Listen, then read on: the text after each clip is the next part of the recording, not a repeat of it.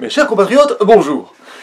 Je voulais absolument faire un résumé des vidéos ésotériques de façon à ce que chacun puisse choisir de visionner les vidéos selon la question de savoir si ça lui parle, en passant par la version courte avant d'entamer la version longue. C'est-à-dire que la version courte, ce sont les enseignements, on va dire, résumés, et la version longue, c'est pour avoir le développer justement des motifs qui font arriver à telle ou telle conclusion.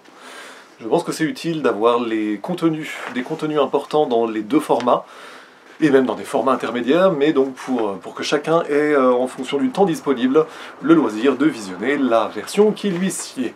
Donc résumé de la première vidéo, qui était une introduction, donc la question de savoir pourquoi parler d'ésotérisme, qu'est-ce que l'ésotérisme et quel est le sens, à quoi ça sert, etc. etc. Donc on a eu dans un premier temps que, en termes d'étymologie, ésotérisme provient juste, en fait, c'est juste l'étude des choses intérieures, ce sont les sujets intérieurs. Il y a quelque chose d'important, c'est qu'il y a un abus de langage qui fait notamment qu'aux yeux des catholiques, ésotérisme est quasiment synonyme de satanisme. Personnellement, j'ai mis un temps à le comprendre, mais cette équivalence est totalement abusive.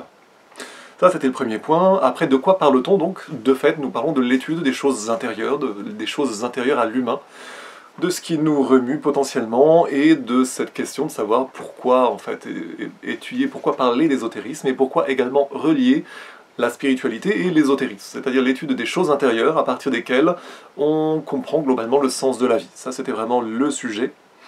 Et je dis simplement qu'on est obligé quelque part de relier l'ésotérisme, l'étude des choses intérieures, et la spiritualité dans le sens la recherche de l'esprit spiritus, mais surtout, en fait, le suivi, étymologiquement, on suit la divine lumière, c'est-à-dire le vrai sujet, c'est la connaissance derrière, c'est le sens de la vie, c'est-à-dire l'amour et la connaissance. Voilà pourquoi parler d'ésotérisme et étudier l'ésotérisme et rechercher on va dire des explications ou une expertise relative au sujet ésotérique, c'est une étape et c'est de fait le sens de la vie. Nous y venons potentiellement par étapes, certains n'y viennent jamais, mais encore une fois, c'est à la discrétion de chacun. Chacun fait un chemin, mais je dis que ce sont des enseignements utiles à la vie réelle. L'idée globale, c'est de comprendre éventuellement les erreurs ou le sens de ce que nous vivons, éventuellement d'éviter certaines erreurs, mais au minimum d'apprendre. Comme disait Lao Tzu, la seule erreur est celle dont on n'apprend rien.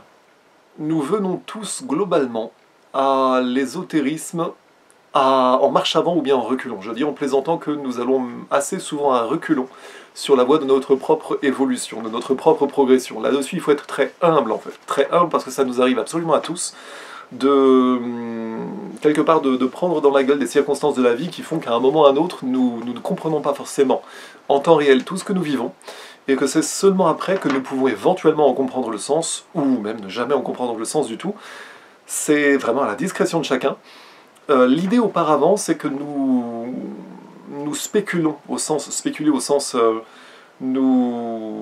les efforts conceptuels ou les efforts de spéculation, dirait-on par exemple en franc-maçonnerie spéculative, c'est quand on ne comprend pas un sujet. En fait, quand on ne connaît pas ou ne comprend pas un sujet, c'est comme dans tous les domaines, on étudie parfois de façon empirique, ou de façon un peu à l'aveuglette, par tâtonnement, et c'est une étape absolument nécessaire dans la vie. L'objet, par contre, de ces vidéos, c'est justement de faire gagner du temps, aux personnes qui auront justement l'envie de s'intéresser à ces sujets-là, faire gagner du temps et d'éviter justement des tâtonnements qui pourraient les amener, on va dire, par certains écueils, ou bien à perdre du temps, ou bien même sur des fausses pistes.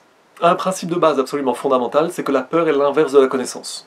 Beaucoup de sujets intérieurs ésotériques font plus ou moins peur. Pourquoi? Parce que la peur de la mort, la peur de certaines choses que l'on ne connaît pas, etc., nous pouvons y venir dans la vie, et par extension, certains sujets réellement font peur. Je peux vous dire que j'ai personnellement l'expérience de certains sujets qui terrorisent 95% des gens, mais en soi, la peur est l'inverse de la connaissance.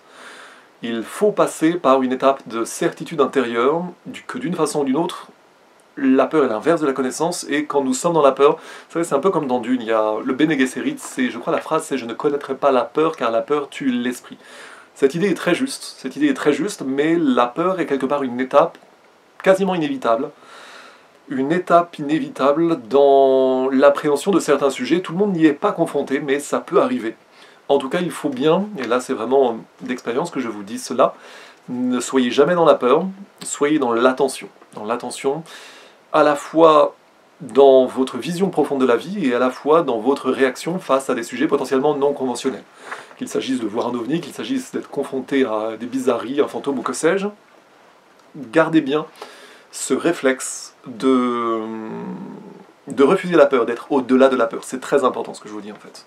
Second principe de base, l'humain peut plus qu'il ne croit. Ça, c'est un postulat à poser. L'humain peut plus qu'il ne croit. L'humain a des capacités pas forcément étudiées, qui ne nous sont pas forcément apprises, mais nous avons parfois des capacités à au moins comprendre plus que ce qui nous est donné à comprendre initialement, et potentiellement même, nous pouvons avoir des dons, ou en tout cas des capacités de compréhension qui sont à l'état latent et qui peuvent se développer. Et sans aller chercher dans les dons ésotéro-mystiques, la simple compréhension des sujets, par définition, c'est comme avant de faire comment dire, par exemple, avant de commencer des études, ou avant de commencer un sport, ou la danse, ou n'importe quoi, de la musique. Au début, nous sommes à un certain niveau de développement, puis après, par l'étude, nous progressons, par la répétition, etc. Nous pouvons donc plus que nous ne croyons. C'est valable vraiment dans tous les domaines. Donc ça, c'est le principe de base. Ça, ce sont deux principes de base. La peur est l'inverse de la connaissance, d'une part. D'autre part, l'humain peut plus qu'il ne croit.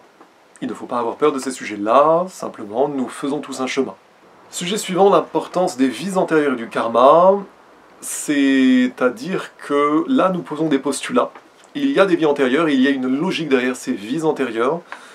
Et c'est à chacun donc d'explorer, mais vous verrez que je vous amènerai suffisamment d'éléments pour au moins réfléchir à cette question.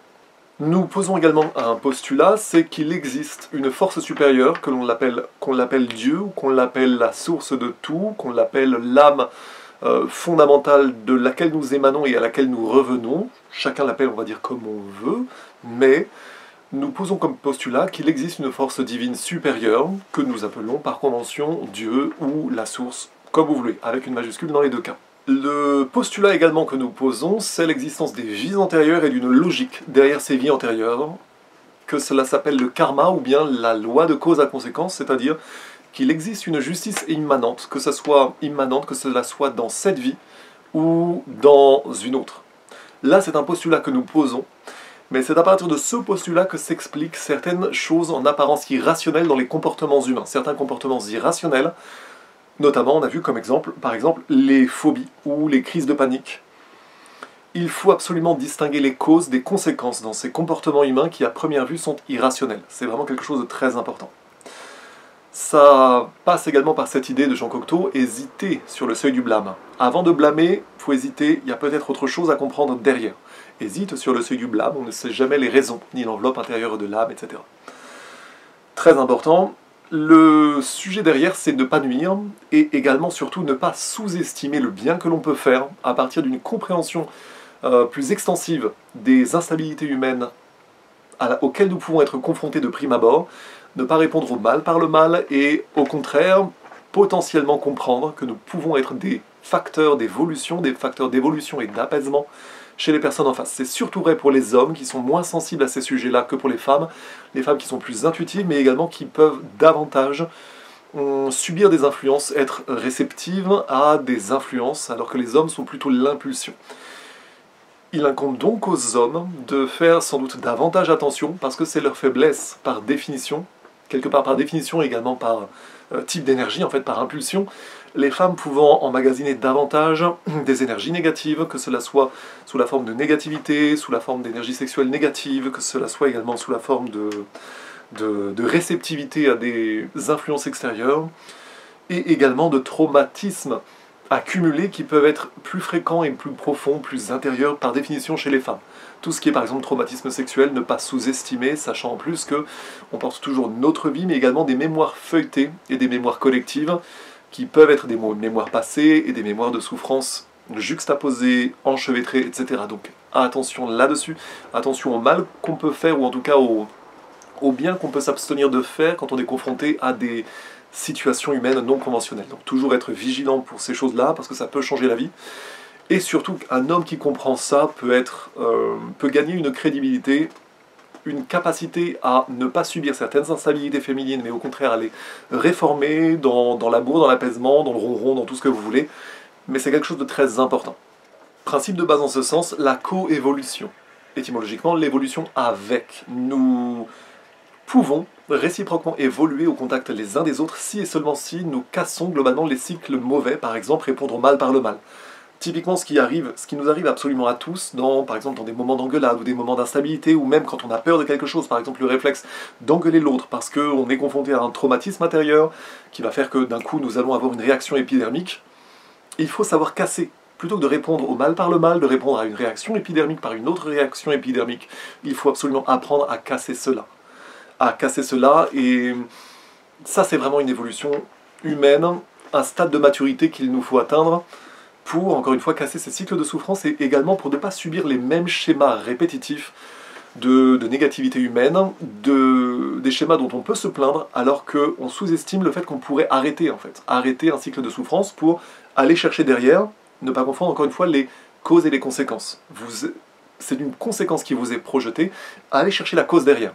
Danger également, dans la limite ceci, de ne pas couper les cheveux en quatre et de ne pas trop psychologiser la personne en face, mais il y a une règle, notamment en matière de couple, c'est que quand nous sommes confrontés à une instabilité qui nous est projetée, par définition nous sommes légitimes à l'interroger.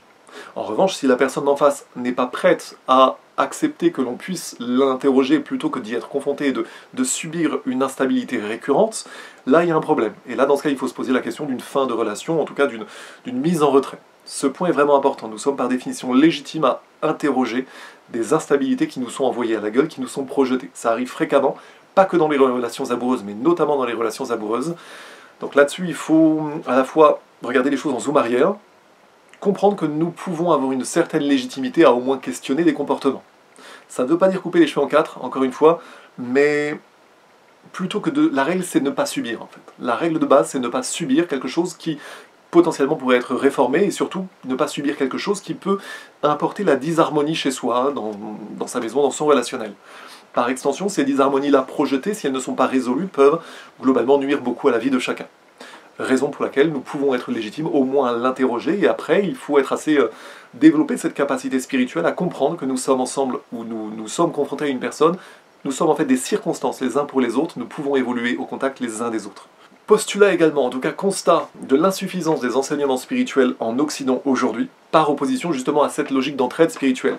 Nous sommes aussi beaucoup conditionnés à penser que nous sommes illégitimes à nous faire évoluer les uns les autres, et surtout à notre époque, il y a beaucoup d'idéologies en ce sens, qui ciblent notamment les femmes et les jeunes femmes, de type, vous savez, ce pseudo-néo-féministe de jeunes gamines lycéennes qui vous explique doctement que tant qu'une femme n'a pas demandé à être aidée, personne n'est légitime à l'aider. Oui, mais elle peut aussi projeter sans cesse les mêmes instabilités, et on peut aussi être recevable à interroger ces instabilités-là. Sauf que là, nous sommes à une époque où vraiment nous avons un conditionnement sociétal qui nous encourage à penser que l'on n'est pas légitime à s'entraider. Ce qui est en fait un postulat antispirituel. L'entraide est un facteur d'évolution, ça c'est une vérité spirituelle. La seule règle de la vie, c'est l'entraide. Par contre, méfiance contre des idéologies qui, justement, peuvent nous enseigner l'inverse, et c'est typiquement le cas en général d'un certain néo-féminisme aujourd'hui qui encourage les jeunes femmes notamment, les femmes en général et les jeunes femmes en particulier, à conserver et à cultiver leurs instabilités intérieures pour les projeter sans cesse sur le monde et surtout sauter à la gueule du premier qui par exemple poserait la question de savoir « Oh là là, qu'est-ce que tu viens de...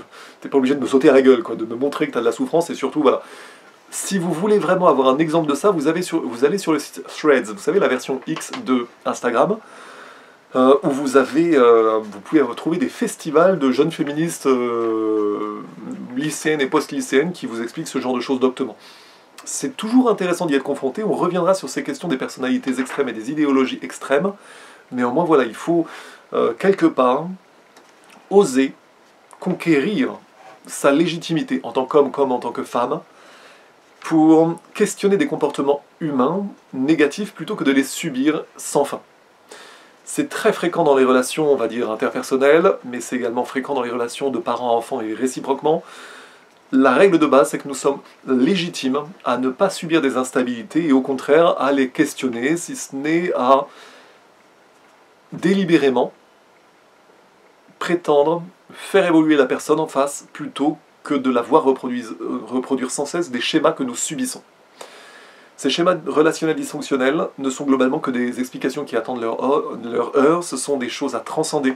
Mais encore une fois, faut-il prendre conscience du fait que nous pouvons conquérir, en fait, nous pouvons revendiquer une légitimité à ne pas subir, encore une fois, à questionner plutôt que de subir sans fin. C'est une idée très importante. Donc l'entraide spirituelle, c'est comme ça que l'on vainc, du verbe vaincre, que l'on vainc ensemble les instabilités humaines. Et toujours pareil, il faut garder un œil spirituel sur tout ça, le problème étant que bien souvent nous avons des enseignements spirituels négatifs, souvent négatifs ou culpabilisants sur tout ça, alors que bien souvent, il suffit en fait d'une écoute attentive, d'une capacité à ne pas condamner, encore que l'on confonde juger et condamner, hein, mais une capacité à ne pas condamner, mais au contraire à recevoir des aveux qui vont être libérateurs pour la personne en face. Et vous savez, c'est comme bien souvent, parfois quand on réfléchit à voix haute, quand on a un support de réflexion, c'est-à-dire comme une conversation, parfois c'est le fait de trouver une oreille attentive qui peut nous encourager à évoluer, sans forcément que l'autre soit là à triturer. Le simple fait d'être une écoute attentive peut amener des débuts de prise de conscience, et surtout, chose très importante, mettre en mouvement par la question. On reviendra là-dessus, mais mettre en mouvement par la question plutôt que par l'affirmation. Tu es ceci, tu es cela, tu es vilaine, etc. Non, mais par contre, est-ce qu'il n'y avait pas une autre solution? Est-ce que tu ne pouvais pas faire autrement, etc. Et ça, c'est surtout un travail d'évolution intérieure, de quelque part d'examen de conscience. Quand par exemple nous sommes confrontés à une engueulade, il est une grande intelligence humaine d'être capable d'après coup, de noter par exemple ce qu'on a bien fait, ce qu'on a mal fait, et d'être capable de s'améliorer comme ça. En tout cas, face à certains types d'instabilité humaine, notamment extrêmes, c'est très important d'être capable de débriefer soi-même ce qu'on a fait et de voir à quel moment ça, la personne en face a brillé, qu'est-ce qui aurait pu être mieux fait de part et d'autre. Et ça, c'est comme notamment en danse, non, surtout en danse en fait, parce que il y a une analogie à cela, c'est que plus on est stable soi-même, plus on offre un support stable de progression pour l'autre. C'est comme en danse, par exemple, si vous êtes tous les deux mauvais, ça va être difficile de progresser ensemble. Par contre, si l'un des deux a une très bonne capacité et que l'autre est moins avancé, c'est parce qu'une des deux personnes est stable que les deux vont pouvoir se stabiliser et que la personne moins stable va pouvoir rapidement prendre des repères stables et fiables. Alors que si les deux sont mauvais, si les deux sont dans l'incapacité de faire leur travail intérieur, allégoriquement, hein, que ce soit du travail intérieur spirituel ou par exemple du travail de compétence, par exemple en danse, c'est pour ça que la danse en couple est très intéressante, c'est ce travail-là dont il faut comprendre que ce travail est nécessaire à la fois pour soi-même mais également pour l'autre. C'est pour ça que quand vous êtes confronté à quelqu'un de particulièrement instable, vous devez au moins vous être impérial, être au maximum dans cette capacité à lui offrir un support de progression stable et fiable et, comme le dirait l'armée Patton, ne pas rajouter du bordel au bordel. Don't add to the mess. Ne pas rajouter du bordel au bordel. Faire soi-même son travail, c'est aider l'autre. Plus on le fait réciproquement et plus on a une chance de toucher des sommets d'harmonie, des paliers d'harmonie qui vont être totalement restaurateurs et apaisants pour la personne en face. La suite, le principe de base, un autre principe de base, c'est que les tribulations sont la règle, seule la souffrance est accessoire. C'est-à-dire que globalement, la galère fait partie de la vie. La galère ou les frictions. Blavatsky disait, la progression naît de la friction. Cette idée est très vraie spirituellement. Par définition, nous entrons en friction les uns par rapport aux autres. C'est pas forcément négatif, mais c'est de cette friction que va naître l'évolution. Des relations par exemple exagérément harmonieuses, sans aucun accroche, aucun saut de voix ou par exemple aucune émotion intense, quelque part, c'est pas forcément une relation dans laquelle vous allez grandement évoluer. C'est aussi pour ça qu'on confond souvent toxicité et intensité. On demande aux jeunes filles, vous pouvez trouver des vidéos YouTube là-dessus, quant à la question de savoir si les jeunes filles préfèrent une relation toxique à une relation insipide, elles vont dire une relation toxique. Non, c'est parce qu'on confond en fait toxicité et intensité. On ne veut pas de la toxicité, on veut de l'intensité. Et il faut bien comprendre cela. Chaque émotion peut avoir sa légitimité. Ça, j'en ai vraiment parlé, c'est très important. Même la colère, restreindre et forcer quelqu'un à restreindre une colère, garder en soi une colère sourde pour quelque chose qu'il ou elle n'a jamais pu énoncer, par exemple vis-à-vis de, que ce soit ses parents ou dans telle relation, etc., ce n'est pas sain. Nous devons accepter, sans en avoir peur, parfois l'extériorisation des émotions. Il y a aussi un autre facteur, c'est que quand par exemple vous êtes la première personne à offrir par exemple un contexte harmonieux, un support d'évolution stable, un terrain comme un terrain à bâtir, un terrain stable pour une personne qui avant a vécu des traumatismes, fondamentalement vous avez une grande chance d'être confronté justement à la remontée de ces traumatismes parce que vous serez la première personne qui aura offert un support d'évolution fiable pour cette personne-là. C'est la raison pour laquelle les hommes peuvent parfois fuir ce genre de choses-là, parce que il est plus confortable d'être un connard, c'est beaucoup moins consommateur d'énergie que de réceptionner et de transcender la souffrance d'une femme. Cependant, c'est avec cette capacité à réceptionner et à transformer la souffrance d'une femme que l'on crée en plus, que l'on crée après des phénomènes de dévotion qui sont absolument impensables pour des hommes qui ne sont pas capables justement d'accepter ce stade intermédiaire, cette étape de stabilisation, quand on est par exemple confronté à une personne qui a tel ou tel traumatisme. C'est pas forcément extrême, mais parfois il faut accepter qu'il puisse y avoir des petites instabilités. Là je parle d'une relation amoureuse, mais c'est également, ce n'est pas limité à ça. Vous pouvez avoir par exemple une personne dans votre famille qui va avoir besoin d'extérioriser de la souffrance parce qu'une personne avant ne l'a écouté. La souffrance est globalement causée par l'ignorance. Ça c'est un autre postulat. La souffrance est causée par l'ignorance. Quand on comprend les motifs de la souffrance, on peut la transcender et on peut éviter de la subir. La souffrance, c'est comme si la souffrance n'était qu'un stade intermédiaire. Par contre, nous avons vu qu'il y a deux façons de progresser dans la vie, ou bien par l'intelligence, ou bien par la souffrance. Disons le stade intermédiaire par la friction. La clé de tout cela étant de travailler sur soi pour éviter des dégâts humains inutiles, j'en ai déjà parlé, d'où l'importance de l'investigation, derrière les instabilités humaines apparentes. Vous pouvez avoir une nécessaire dynamique de recherche afin de comprendre les causes des causes plutôt que de subir sans fin les conséquences ou bien vous-même de projeter les conséquences sur les autres. C'est très fréquent. Regardez autour de vous très peu de relations harmonieuses alors que putain, c'est simple en fait. C'est beaucoup plus simple qu'il n'y paraît de développer des relations harmonieuses. Par contre, il faut faire un minimum ce travail d'apaisement. Et aussi, problème, il faut être deux. Le problème étant que bien souvent, les hommes sont assez paresseux là-dessus, mais le problème est aussi que les femmes peuvent être effusives. D'où l'importance, quand je fais souvent cette allégorie avec la danse, c'est que autant la danse apprend aux hommes, la danse en couple, la vraie, par exemple la danse de salon, danse sportive à bon niveau, vous apprenez, pour les hommes, vous apprenez à vraiment vous oublier votre ego et à vraiment vous mettre dans les ressentis de la femme pour comprendre ce dont elle a besoin. Par contre, la femme apprend aussi à reprocher intelligemment, reprocher à bon escient sans démolir son homme, mais à lui donner de l'information exploitable. C'est pour ça que c'est très intéressant d'ailleurs en termes d'éducatif, on dirait un exercice éducatif comme en sport, d'inverser les rôles. Il suffit que la femme essaye de guider l'homme pour être beaucoup plus humble quand elle essaye de reprocher à son homme en lui disant ah, « tu ne fais pas ceci, il ne fais pas cela ». Ouais, mais si on inverse les rôles 5 secondes, tu vas tout de suite devenir humble parce que tu vas comprendre que l'homme a 5 fois plus de boulot à faire que la femme en danse et dans la vie aussi au début. Au début, l'homme a 5 fois plus de boulot en danse. C'est aussi vrai dans le début des relations interpersonnelles, des relations de couple. Ça va gratouiller beaucoup de femmes de l'entendre, c'est une réalité. C'est seulement après que ça se rééquilibre. C'est d'ailleurs la grande différence entre la femme qu'on fait danser, la femme bourrée en boîte qu'on va faire tourner, voilà, ou la femme avec laquelle on danse. Et là, il y a une leçon de souveraineté des deux côtés. Les vraies relations de danse comme de couple sont dans le respect de deux souverainetés qui communient ensemble, qui s'unissent avec. C'est aussi vrai pour le sexe, c'est aussi vrai pour la danse, c'est par extension vrai pour toutes les relations, pas que les relations amoureuses. Mais là, encore une fois, il y a un mélange de respect de la souveraineté de l'autre, de travail intérieur, et d'empathie réciproque à avoir des deux côtés, de façon à créer en fait un terrain d'entente à partir duquel on peut s'entendre. C'est pas que pour les relations amoureuses. Méthode de recherche, je parlais de les méthodes du renseignement appliquées à l'ésotérisme, c'est-à-dire le principe de base, c'est que vous devez croiser les sources, vous ne devez jamais vous surdéterminer à partir de tel ou tel pseudo-maître ou gourou ou autre qui a dit quelque chose. Si ça remue en vous, c'est bien, si ça remue quelque chose en vous, c'est bien, mais ne jamais partir bille en tête et avoir cet effet tunnel, ne s'aveugler à partir d'un enseignement par exemple. D'un enseignement ou d'un type d'enseignement ou d'un maître, d'un gourou, tout ce que vous voulez. Ça doit résonner en vous, mais gardez toujours ce ressort de rappel quant à la compréhension de tel ou tel sujet, ou bien la compréhension que vous en avez aujourd'hui sera peut-être enrichie demain, différente après-demain, etc. Donc, toujours l'humilité là-dessus, mais l'importance des sources fiables. Comme en renseignement, vous isolez par exemple la question des sources plus ou moins fiables les unes par rapport aux autres. Mais en tout cas, appliquez les principes du renseignement par le croisement de sources, par le recoupement, par la crédibilité de la source, pour distinguer en fait le bon grain de l'ivraie. L'idée importante de la loi de l'attraction, de fait, nous attirons ce que nous émettons, premièrement. Deuxièmement, l'énergie suit la pensée. Et troisièmement, ce sur quoi nous mettons nos pensées augmente. Ce sur quoi nous mettons notre énergie augmente, pour le meilleur comme pour le pire. Très important d'avoir un minimum d'autodiscipline de pensée, alors que tout ce monde actuel est fait pour justement que nous ayons globalement bien plus de mauvaises que de bonnes pensées.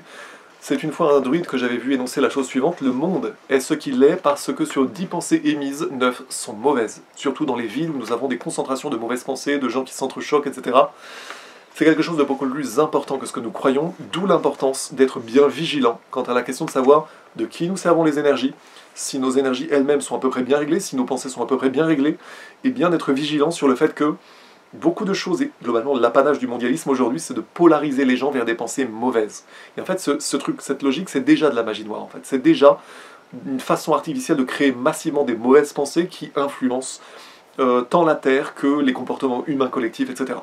Donc là-dessus, c'est comme une logique de dissidence de pensée, en fait, d'autodiscipline intérieure pour se réformer, pour en tout cas limer nos pensées les plus mauvaises, parce que c'est à nous avant tout que ça fait du mal, et potentiellement, nous pouvons créer des effets d'entraînement autour de nous. Ça, c'est important. La question globalement de savoir pourquoi nous sommes sur Terre, la réponse, tout simplement, nous sommes sur Terre pour l'amour et pour la connaissance, pour éprouver les émotions, pour nous raffiner intérieurement nous-mêmes, par l'amour qui est compris comme la plus grande force d'évolution sur cette planète, et même dans l'univers. C'est-à-dire une force d'évolution positive. De l'autre côté, l'amour ne va pas sans la connaissance, c'est-à-dire la compréhension de tout cela. L'amour et la connaissance vont de pair, attention à ces deux écueils. Trop d'amour, c'est un peu féminin, ça va dans tous les sens. Enfin, seulement de l'amour sans connaissance, ça va dans tous les sens. Trop de connaissance sans amour, ça assèche, il faut les deux. Nous vivons pour l'amour et la connaissance, l'amour étant plutôt féminin, la connaissance étant plutôt masculine, mais il faut la réunion des deux pour une harmonie. Ça doit aussi être ce que l'on impulse autour de soi. L'amour sans interroger ce que nous voyons au quotidien, c'est une chose. Le fait de couper les cheveux en quatre avec que dans la connaissance et en oubliant l'amour et en oubliant l'harmonie du quotidien, c'est aussi un autre écueil. Donc développer l'harmonie, c'est vraiment la base de la base. L'harmonie doit progresser autour de nous par cercles concentriques. Nous devons être vigilants aux petits grains de sable, de disharmonie, etc. Sans excès, mais globalement, ne pas subir la disharmonie des autres et se considérer comme légitime potentiellement à la réformer quand vraiment elle devient encombrante ou quand elle nuise tant aux personnes qu'à nous-mêmes. La progression de la conscience grâce à l'autre, donc principe de base que nous avons déjà évoqué, les principes masculins et féminins comme étant complémentaires, l'impulsion, l'intuition, et par extension la légitimité, le fait que nous ne pouvons pas échapper au caractère sexué de la vie. Les âmes sont asexuées à la base, mais nous verrons que nous éprouvons tantôt les principes masculins, féminins, et que nous allons globalement vers notre faiblesse, surtout vers ceux que nous n'avons pas assez compris ou ceux par quoi nous avons fait les dégâts, etc. Ça, nous le verrons au fur et à mesure. La spiritualité, le sens de la spiritualité comme étant le fait de suivre la divine lumière, étymologiquement, proto-sumérien, merci Anton Parks, et surtout le sens derrière, c'est que la lumière est information, l'information étant l'amour et la connaissance globalement, c'est-à-dire la réforme intérieure et la compréhension du sens de la vie, sachant qu'au-delà de l'amour, il y a la joie. D'où d'ailleurs mon choix de la cantate de Bach, que Jésus, que ma joie demeure, c'était justement c'est un clin d'œil, mais ça rejoint l'autodiscipline de pensée, c'est-à-dire le fait que nous devons réformer, nous devons être vigilants sur le fait qu'au quotidien, tout est fait pour éteindre notre joie, pour que nous nous fassions éteindre, d'où l'importance également de recréer quelque part des môles de résistance, de pensée comme d'émotion, c'est-à-dire pour mettre un semblant d'harmonie, un minimum d'amour, un minimum de joie dans notre vie du quotidien. C'est vraiment quelque chose de fondamental en fait, pour développer en fait une certaine harmonie, une certaine vision de la vie qui n'a pas lieu d'être un enchevêtrement d'entrechoquements négatifs. Au contraire, si vous pouvez bâtir des zones d'harmonie par zone concentrique, vous pouvez avoir une vie dans laquelle vous perdrez beaucoup moins d'énergie, donc vous serez beaucoup plus à même d'être vous-même des facteurs d'harmonie, etc., etc. L'importance également de la connexion ciel-terre, la connexion aux énergies masculines par le ciel et féminines par la matière, par la terre. Nous sommes, en fait, vivre, c'est être connecté. Nous ne sommes jamais déconnectés de quoi que ce soit. Nous sommes dans un monde qui nous donne l'illusion que nous sommes déconnectés, tant les uns des autres que déconnectés de la Terre, etc. Mais c'est un postulat, nous avons des énergies masculines, féminines, nous avons des énergies cosmiques et terrestres, et nous sommes globalement au centre, quelque part toujours au centre de ces énergies. La seule question est de savoir si globalement nous les bloquons, si nous les laissons circuler, et si nous nous en nourrissons, ou bien si nous sommes complètement bloqués, le cœur endurci, et avec une incapacité justement d'être un peu comme à la fois un émetteur-récepteur et une antenne. Nous pouvons capter, plus nous sommes en harmonie intérieure, et plus nous allons faire, par exemple, nous allons pouvoir capter, nous allons pouvoir faire des rêves signifiants, nous allons pouvoir être plus intuitif, ça veut dire aider aussi les autres, ça veut dire être aidé dans la vie et au quotidien. Cette idée peut sembler niaise, mais elle est bien plus puissante que ce que l'on ne pourrait penser à l'origine. Donc rester connecté, vivre, c'est être connecté. L'idée, on l'a vu, que les arts sacrés raffinent les humains. Quand je parlais de la danse tout à l'heure, quand je parlais globalement, dans tout art, vous pouvez avoir quelque chose pour vous en apprendre intérieurement. C'est ce que disait Louis Jouvet sur le théâtre, c'est ce que clairement on découvre avec la danse, avec le sport, avec... en fait, toute discipline et tout art poussé avec un minimum d'intensité, de suivi, de discipline, etc. Chacun doit faire quelque part l'expérience au minimum de ce que le travail, ce en quoi le travail peut nous amener à être meilleur, le travail au sens l'exigence recherchée. Nous avons les exemples de cas d'école de réincarnation, nous avons évoqué également des allégories du sens de la vie avec deux visions, c'est-à-dire la vision au service de soi-même et la vision au service des autres, en tout cas dans la compréhension que c'est au contact des autres que nous nous raffinons nous-mêmes, et de fait, au-delà, un niveau de compréhension dessus, c'est en servant les autres que nous nous servons nous-mêmes, c'est-à-dire en étant attentifs aux autres, nous en apprenons nous-mêmes. Ça commence par l'introspection, l'autodiscipline personnelle, mais si nous nous départissons de notre propre ego, ça veut dire aussi liquider nos peurs, ça veut dire être capable d'identifier telle ou telle chose, par exemple, qui nous font peur, ou que nous devons travailler, ou quelque chose qui nous a rendu agressifs ou coquesses. Si nous faisons ce travail-là, nous pouvons être un peu plus apaisés, et nous pouvons commencer à nous intéresser aussi aux autres, d'une part. Et il y a aussi une grande règle de la vie, c'est que les gens se foutent de votre souffrance tant qu'ils n'ont pas eux-mêmes assez souffert pour développer quelque part une empathie. Et c'est en ce sens que la souffrance a une utilité de nous faire développer cette empathie, premièrement, et deuxièmement, derrière l'empathie, la capacité à faire évoluer les autres. En ce sens, qu'est-ce que la vie, globalement? C'est un terrain de jeu pour évoluer, tout simplement, par l'amour et la connaissance. Je répète, l'amour en tant que principale force d'évolution, sur Terre et même dans l'univers, et la connaissance, qui fait partie aussi de notre compréhension de cette évolution, c'est-à-dire à la fois le fait de le comprendre intérieurement, mais également le fait d'être capable de le transmettre autour de nous. C'est-à-dire que plutôt que de subir de l'instabilité, quand vous avez certaines compréhensions du sens de la vie, vous vivez beaucoup moins d'instabilité parce que quand vous êtes confronté à ces instabilités-là, c'est quelque part inévitable, vous êtes capable de les réformer assez rapidement. Et c'est en ce sens que je dis en plaisantant que, typiquement, une femme en souffrance va se réformer en 3 mois, 6 mois. J'exagère à peine. Une gauchiste lobotomisée par les idéologies, si on peut accrocher suffisamment d'intelligence, en 3 mois, 6 mois, on peut l'apaiser en tant qu'homme si on a fait suffisamment ce travail intérieur. Mais quand on n'a pas fait ce travail intérieur, on peut globalement faire beaucoup de dégâts soi-même, ou on peut passer à côté du sens de la vie et ne vivre à répétition que des choses négatives. Et plus, au contraire, plus on veut évoluer, plus on vit des choses positives, même s'il y a de la friction, nous sommes capables de réformer, et surtout, c'est très intéressant, et c'est pas limité aux relations amoureuses, nous pouvons nous faire évoluer réciproquement, et à partir d'une discussion qui pourrait par exemple être houleuse, à la fin nous arrivons sur une compréhension réciproque, et là nous verbalisons, ou nous entendons l'autre verbaliser le fait que il ou elle n'aurait jamais cru qu'une telle discussion houleuse en apparence ait pu déboucher sur quelque chose d'aussi simple et sain. Et ça, quand on atteint ce stade-là, eh bien là on commence à comprendre le stade de la vie, on commence à beaucoup moins subir les choses, et il y a également une sensation de légèreté, une sensation élévatrice, une sensation de vraie légèreté physique, quand on transcende globalement la souffrance en harmonie. Ça c'est quelque chose que je vous souhaite à chacun de vivre, et surtout c'est basé sur des principes tellement simples au final, que quelque part, il y a un moment où, quand on a compris certaines choses, on se demande pourquoi les gens autres ne l'ont pas compris. Mais parce que ça ne nous est jamais enseigné. Raison pour laquelle j'ai la prétention à faire ces vidéos-là, parce que je sais d'expérience que ces choses-là peuvent servir à beaucoup de gens. Donc encore une fois, qu'est-ce que la vie? C'est la capacité à... C'est davantage un banc d'essai pour évoluer, et pour se faire évoluer les uns les autres, c'est comme un terrain de jeu sur lequel on est amené à évoluer et à faire évoluer les autres, les uns au contact des autres. Mais encore une fois, plus on se stabilise soi-même, plus on peut aider les autres, et réciproquement. Et c'est en aidant qu'on s'aide soi-même, c'est en servant les autres qu'on se sert soi-même, donc en dépassant notre ego, que là la vie devient vraiment intéressante. Et c'est après qu'on développe en fait des amitiés, des loyautés ou des qualités relationnelles, y compris amoureuses, qui sont impensables pour les gens qui ne font pas ce type d'effort-là. Et là, encore une fois, et c'est aussi vrai en matière sexuelle, c'est qu'il y a vraiment deux mondes différents, quand on a compris ces choses-là ou quand on ne les a pas comprises.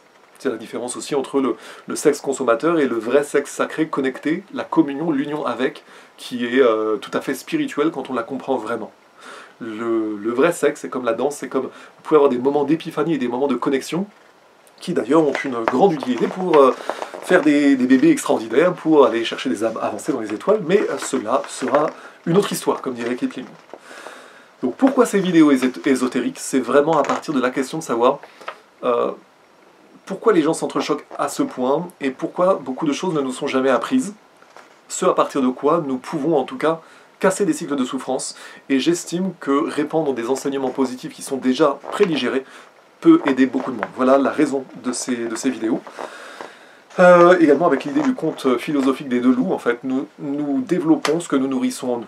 Nous pouvons développer le meilleur comme le pire en nous, mais cela tient à notre souveraineté et à notre libre arbitre. On parle trop peu du terme souveraineté. La souveraineté est le maître mot de toutes les choses, de toute évolution. Nous devons prendre en main notre souveraineté et évoluer, choisir d'évoluer, parce que c'est en étant soi-même plus ou moins évolué qu'on a des chances de moins souffrir, de moins vivre de merdier répétitif, ou au contraire de développer, cette capacité à aller au-delà des merdiers humains apparents, aller au-delà des entrechoquements, du chaos apparent, des confusions, des crises de panique ou que sais-je. Nous sommes dans un monde qui veut nous entrechoquer, nous faire entrer en collision les uns avec les autres, et ça ne va pas en s'arrangeant, mais c'est un mode de gouvernement, c'est une méthode de gouvernement. Par contre, j'insiste, nous pouvons être à notre échelle des facteurs de changement, et nous pouvons aussi donner à réfléchir à des gens qui ne l'ont pas encore fait autour de nous. Premièrement, ne pas subir, deuxièmement, donner à réfléchir, ce qui permet de transcender et de co-évoluer, et par extension d'améliorer le monde, parce que c'est vraiment ça le sujet. Mais rappelez-vous que ça part d'une évolution intérieure, l'ésotérisme, ça part d'une évolution intérieure, et c'est un grand duel entre eux, on a ça notamment au sein de la franc-maçonnerie ou des idéologies, c'est toujours la question de savoir si on a ça par exemple dans deux franc-maçonneries différentes. Chez par exemple la vraie franc-maçonnerie déiste, d'abord on fait évoluer l'homme pour changer le monde. À l'opposé, nous avons par exemple le Grand Orient qui va considérer qu'il faut d'abord changer le monde pour changer l'humain. Ce qui est totalement faux, c'est l'exact inverse de tout ce que les sagesses de toutes les époques ont enseigné. D'abord vous raffinez l'humain, et après seulement vous pouvez espérer créer un monde stable, plutôt que de projeter votre bordel au monde entier pour rendre le monde dans le même bordel que vous avez à l'intérieur de vous-même. D'où cette jolie phrase de Tolstoï, chacun est prêt à changer le monde, mais trop peu de gens sont prêts à se changer eux-mêmes. Je la modifie un peu, mais vous comprenez l'idée. Donc toute évolution part d'une prise de conscience intérieure, d'où le sens du mot ésotérisme. C'est très important d'avoir cette idée-là. Avec, comme conclusion, nous avons vu que tout cela ne sert qu'à l'action en fait. C'est pas de la branlette intellectuelle, c'est pas de l'onanisme intellectuel, disons-le plus posément, mais la philosophie sert à l'action. Si la philosophie est déconnectée de l'action, elle est inutile. La sagesse pour la sagesse, c'est pas qu'on s'en fout, mais c'est pas loin en fait. Là, nous parlons de sagesse opérationnelle, nous parlons de bon sens opérationnel pour éviter de rajouter toujours du bordel au bordel, de subir des dégâts humains, de subir des instabilités humaines et même d'y contribuer soi-même. C'est vraiment une étape de prise de conscience que d'être capable de comprendre que nous n'avons pas à subir, mais nous n'avons pas non plus à entretenir des instabilités humaines auxquelles nous pouvons être confrontés, mais au contraire, que nous pouvons même prendre en main, par notre souveraineté, par un choix souverain, nous pouvons prendre en main notre responsabilité de transcender des déboires et des bordels, des souffrances humaines juxtaposées auxquelles nous pouvons être confrontés. Nous avons deux choix. Ou bien nous subissons sans fin les mêmes schémas répétitifs, ou bien à un moment nous prenons les choses en main pour évoluer et faire évoluer aussi l'autre plutôt que de subir sans fin. Ça, c'est vraiment une attitude bien plus masculine que féminine.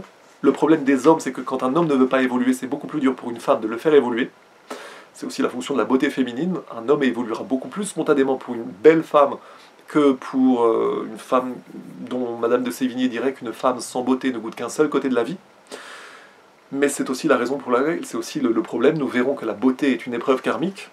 Trop peu de femmes, et surtout de belles femmes, ont cette conscience du fait qu'elles peuvent faire évoluer les hommes par leur beauté si elles sont capables d'avoir un discernement, c'est-à-dire ne pas donner n'importe quoi, ne pas donner des perles au pourceau, et surtout devenir une femme influente, c'est-à-dire ne pas subir les désirs des hommes, mais au contraire, se servir du désir des hommes pour les faire évoluer, plutôt que de leur donner trop vite ce qu'ils ne méritent pas encore. Là, c'est encore un sujet dans le sujet. Toujours est-il que nous avons ce problème de la dialectique homme-femme dans la progression.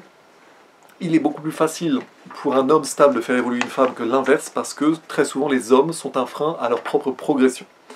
C'est aussi comme ça que je dis, par analogie à la danse, la première victime de la danse, c'est l'ego masculin. L'ego masculin qui ne veut pas évoluer, mais quand la femme dit qu'elle ne comprend pas, l'homme très souvent va dire « moi je suis un super danseur ». Non, si elle ne comprend pas, il y a de grandes chances que ça soit de ta faute.